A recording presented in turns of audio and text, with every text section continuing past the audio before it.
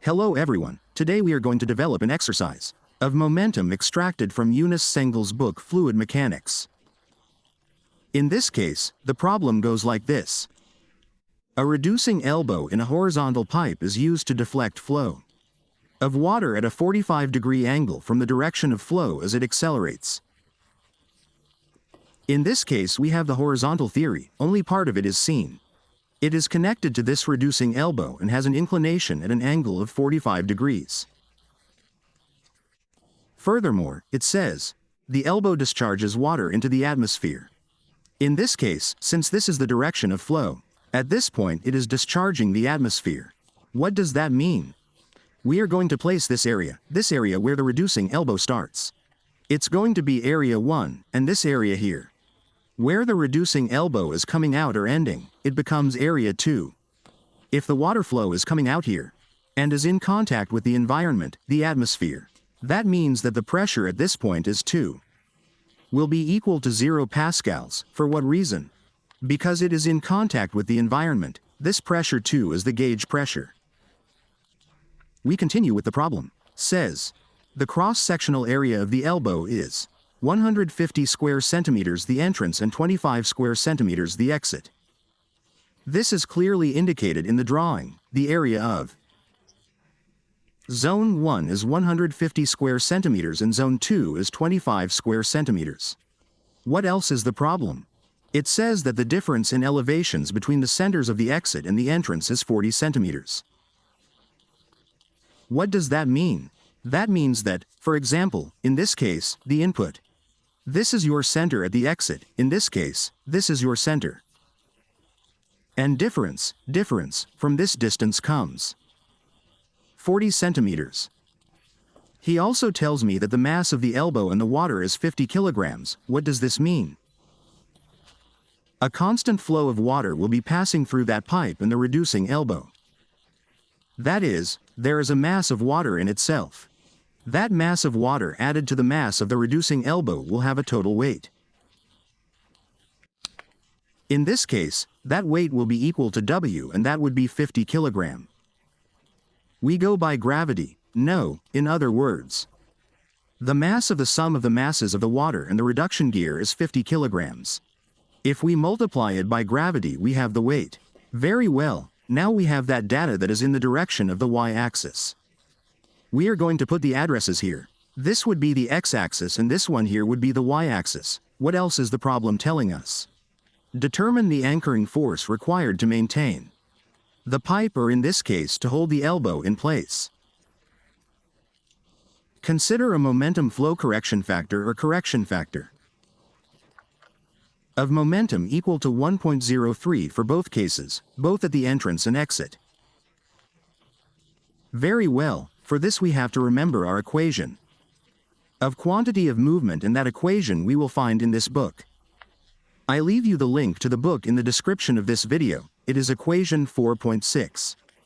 There are different ways to represent this equation. You will find it in any fluid mechanics book. In this case I will be guided by this one here. Okay, so it says that the sum of forces is equal to the sum beta, which is the correction factor that according to the problem is 1.03 per. The mass flow, which is the multiplication of the density by the flow rate by the speed, the output, and that less the sum of the same but by the input speeds. You have to develop this for both the x-axis and the y-axis.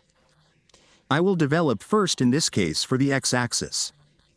So we pose here and say like this. For axis x, and we pose equation.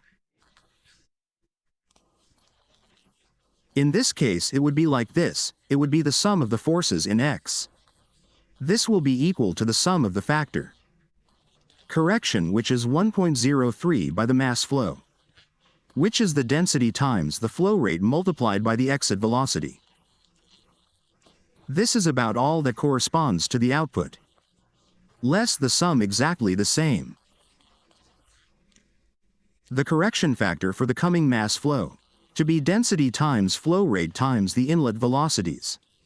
In this case we only have one output speed and we have one input speed. What do we have to do here? What we are going to do is place all the data we have below. What data does the problem give us? The problem tells us, for example, that the mass flow is 30 kilograms per second at this time. Not that this would be what it is here.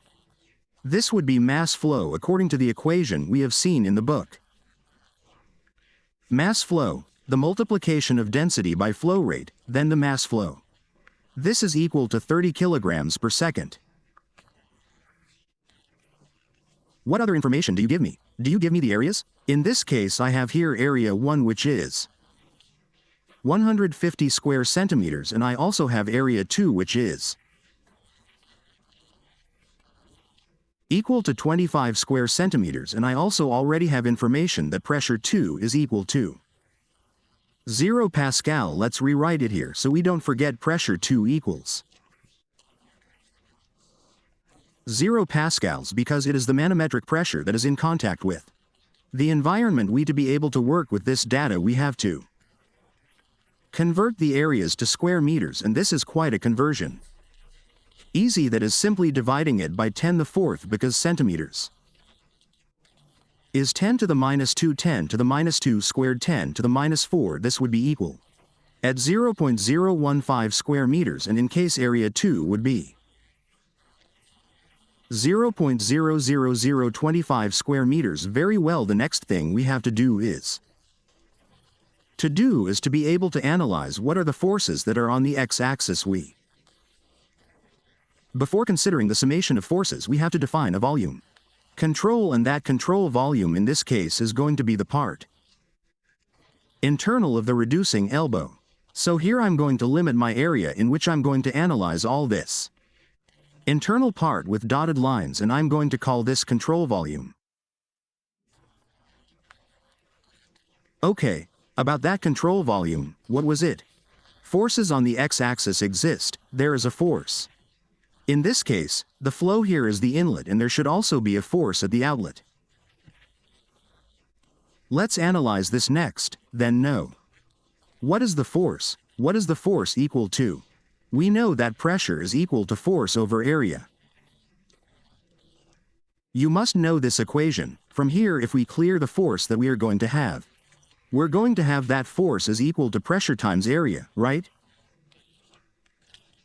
So if we analyze this force on the x-axis, it will be the force that is exercising in this area here, which happens to be the area with which the water flow is entering the reducing elbow, which is the volume of control in this case.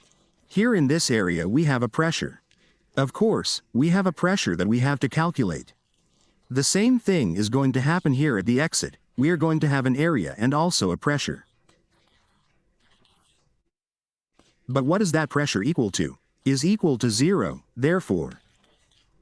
In this case, if the pressure is 0, 0 times the area will be 0. With which the force, the output, to what it is going to be equal to, it is going to be equal to 0. Then I'm only going to have one force here, the entrance. We are going to put force of x1 at the output. I don't have any force. Because as the pressure is 0, any force will automatically be null. What other force do we have to keep this in balance? There will be a reaction in the opposite direction of force x. To this contrary direction, to this force, I am going to call a reaction in x. This reaction becomes part of the force that corresponds to the anchor that is here. It is part of the force that I have to analyze. This will keep this reducing elbow in place. Very well. Knowing that we are going to replace the forces that correspond to the x-axis. So on the x-axis I will have the force x, which is equal to pressure 1 times area 1. Why pressure 1 and area 1? Because we are analyzing in this case that it is the entrance where section 1 is. That minus the pressure 2 times the area 2. However, since this is 0, all this multiplication automatically becomes null. What else do we have in this case? Except the reaction at x. Why does it have a negative sign? Because it is going in the opposite direction to our axis that we initially proposed. Positive everything that goes to the right, negative everything that goes to the left. And that has to be equal to the sum of beta by mass flow by exit velocity. Okay, from here, like the density and the flow, density and flow rate are equal and the factor is also equal. We can factor that. Factoring it, we would have like this. It would be the density times the flow rate times the factor multiplied by the speed of the output minus the speed of the input. Okay, simply. We are factoring and all this here is the sum of forces. Very well, what would we have left here? We would have pressure 1 times area 1 minus the reaction in X. This has to be equal to the density times the flow rate, which is the mass flow that they give me in this case is already 30 kilograms per second. That multiplied by beta, which is 1.03, and that by the speed.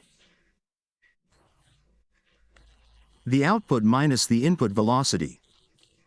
So for me to calculate this reaction in X is enough for me to just calculate the speeds. How do I calculate the speeds? We will do that below. In this case, we have that the mass flow is 30 kilograms per second. But we also know that mass flow is equal to density times flow rate.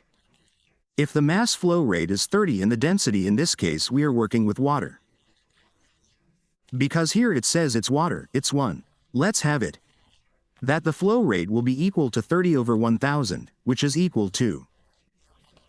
This will be equal to 0.030 cubic meter per second. That would be the flow. Having the flow rate and having the areas, I can calculate the speeds because you know by continuity that flow rate is equal to what it is equal to velocity times area. You have this equation here. Very well, here, as I have area 1 and I have the flow, I go to calculate what speed 1 is with this equation here.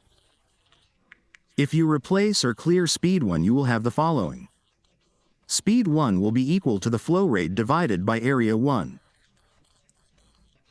What does this mean? This is going to be equal to 0.030 divided by the area 1, which is 0.015. This is equal to 2 meters per second. Analogously, we do the same with speed 2, which would be flow rate over area 2, which would be 0.030 divided by area 2, which comes to be 0.00025. This is equal to 12 meters above second. With this I already have speed 1 and speed 2. This also means that the input and output speeds are exit velocity, then velocity 1 is going to be the velocity from the input that I would already have here, and speed 2 would be the output speed. Okay, let's replace those values and we'll have the following. We will have that the pressure 1 times the area 1 minus the reaction in X. This is equal to 30. Asterisk 1.03 for the exit speed, which in this case is 12. But this output speed has to be on the x-axis.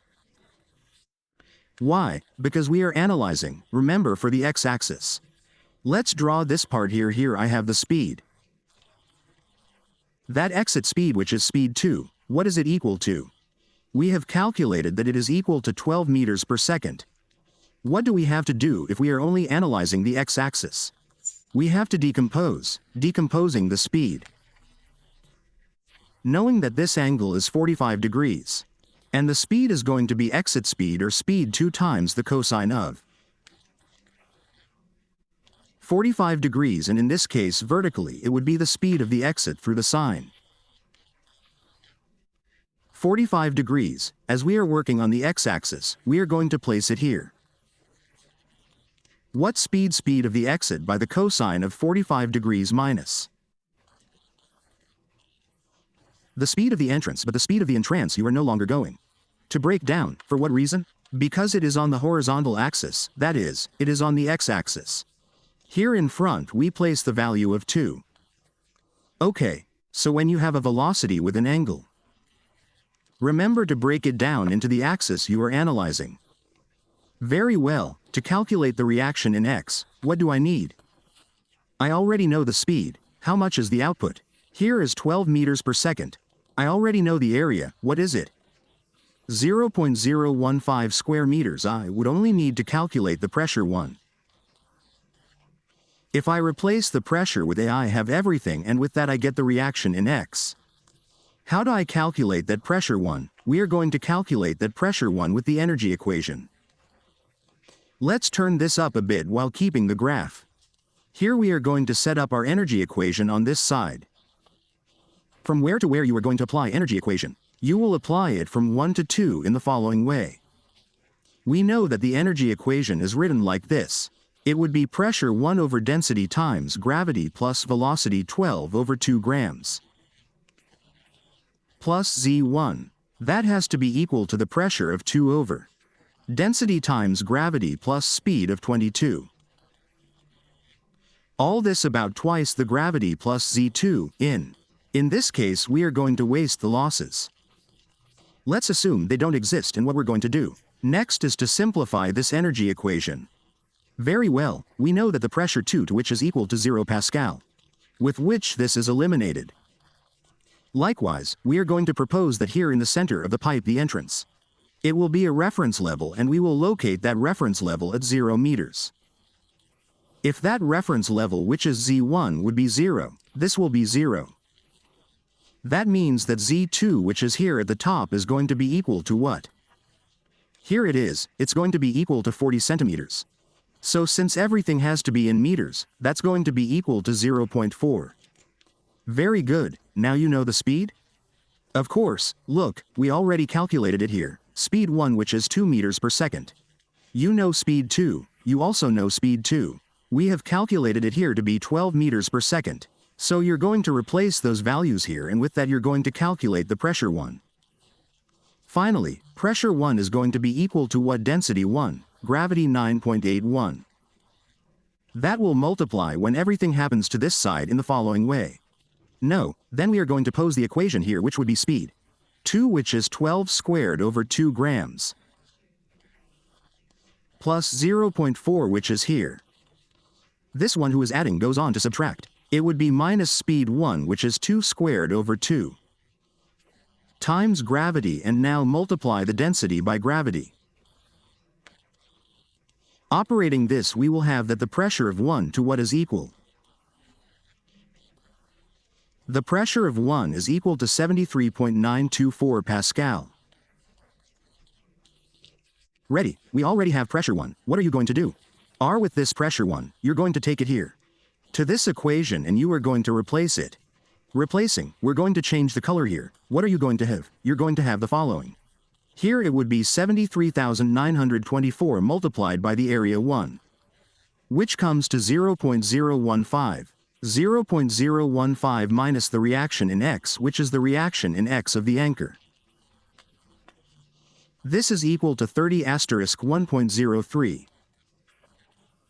That multiplied by 12, which is the speed, from the cosine output of 45, since it has an angle at the output -2.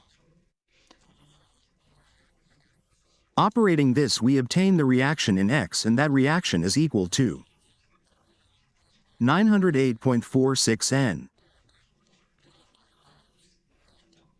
Okay, that's where the problem ends. No, we have only analyzed for the X-axis. What am I missing? I am missing the A-axis. Just as we have a reaction in X, we are also going to have a reaction in Y. And in this case, why I draw the reaction upwards? Because there is a downward force, which is the weight. So for this to stay in place, since it is a condition of the problem, I'm going to put the reaction in upwards, and we're going to put the same thing here. Let's take this a bit further here and say the following. For the y-axis, equation will be the same. In this case it will be summative. Now forces in y have to be equal to the sum of the correction factor multiplied by the mass flow rate times the exit velocity, minus the sum of the correction factor by the mass flow by the inlet velocity. Let's analyze what forces we have in and out. The forces that we have in and comes to be first the weight. We are going to return here, which is the weight. The weight is equal to what? It is the mass times gravity. So let's write that, in this case the mass, but notice one thing. Everything that goes down is a negative sign. And what goes up goes with a positive sign. As the weight is going down, it would be less. In this case, it would be 50 times gravity. The reaction is another force. It is the reaction of the anchor plus reaction in and ready. What other force do we have?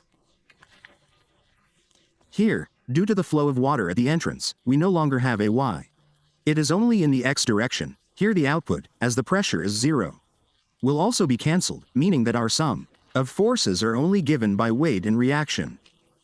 This has to be equal to what? The sum of forces that will enter minus those that will leave, which already depend. Of the flow, in this case as beta and mass flow are the same, we can factor it. We are going to put mass flow here and the beta here would be speed the output less speed the input. Very well. In this case we replace the values that we already know. Here it would be 50 grams plus the reaction in y. Mass flow rate in this case is 30 multiplied by beta. Correction factor which is 1.03 and the speed the output. In this case this output speed has to be what? The speed. Here it is on the axis and that is the exit velocity. Sine of 45.5 degrees minus the speed. From input to input we have velocity on the axis and no. We don't have it, that's why here it would be minus 0. Okay, we know the exit velocity, of course we do, it comes to 12 meters per second. We know the gravity of course, which is 9.81. We replace and finally we are going to raise this here. We finally obtain that the reaction in y it will be equal to 752.69 N. So, we already have our forces, we will have first. Let's do it here with another color. Force of the reaction in x and another which is here, the reaction in y. These are the forces that the anchor needs to stay in place. Since we have forces on both the x-axis and the y-axis, and we are going to have a resulting force, that's what we're going for. We're going to call the resulting reaction the total reaction, okay. We are going to call this angle theta. How can we calculate this total result? We can find that total result by calculating it with Pythagoras. How would it be here? It would be the reaction of x2 plus the reaction of y2. All that square root, as here you know the reaction, here you know the reaction. You just substitute in this equation and you will finally get what? So that the total reaction of the anchor will be equal at 1179.77 N ready. Now how do I calculate angle theta? This angle theta. Theta will be equal to the arctangent. To the arctangent of the opposite leg that comes to be ρ on adjacent leg which becomes r of x. You operate this and finally you will obtain that the value of theta is equal to 9.64 sexagesimal degrees and this would be the final answer to the problem. So remember to set up your equation first of momentum and rely on the continuity equation. Rely on the conservation equation of the energy and then replace the corresponding values. Also remember that for this to stay in place you have that place a reaction on the x-axis and a reaction on the y-axis. And which are the values that you will finally obtain to have the resulting force. If you have any questions or queries regarding this issue, please write it in the comments. Greetings everyone.